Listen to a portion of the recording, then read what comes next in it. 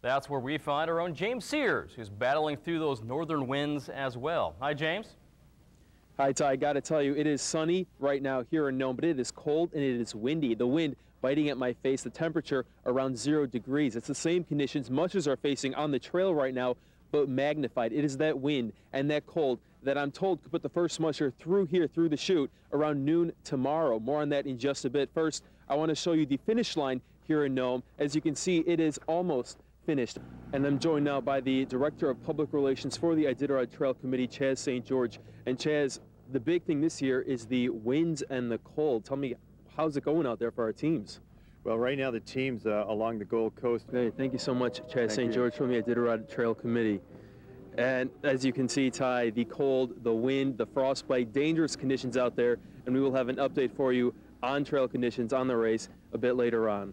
Ty? All right. And this is what it's all about. Mushers here training almost their entire lives to be part of the last great race on earth. And for some, it's an annual tradition that spans generations. A lot of talk this Iditarod has been on the weather, and for good reason. It is cold, it is windy, not only here in Nome, but along the coast and especially on the trail. Mushers hunkering down together at checkpoints, traveling in kind of a caravan for safety to keep an eye on each other. And Bob and Lauren, like I said, the weather, a big player this year. The wind and the cold creating dangerous conditions on the trail, frostbite to say the least for some teams. Mushers, though, are determined to cross under the burled arch you see here in Nome.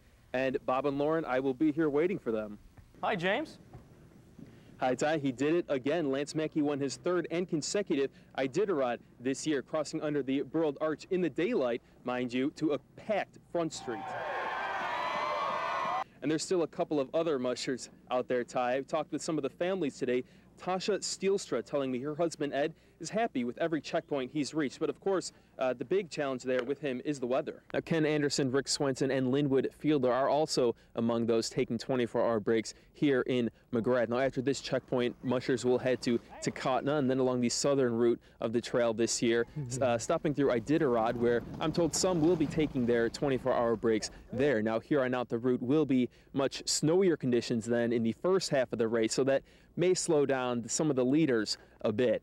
All right, here we are with Lance Mackey. Thanks for talking to us today, the day after the big finish. Tell me, during the race, what was it like? What was the strategy with that? Was it different from previous years? Oh, absolutely. Every year is different. That's what makes the Iditarod so interesting and unique. And with the weather, there were times where you just stopped and rested for a while. There was even a point where you turned around. Yeah, I got... And despite slowing down and stopping, you were moving pretty fast, blowing through Takotna. Is that the dogs?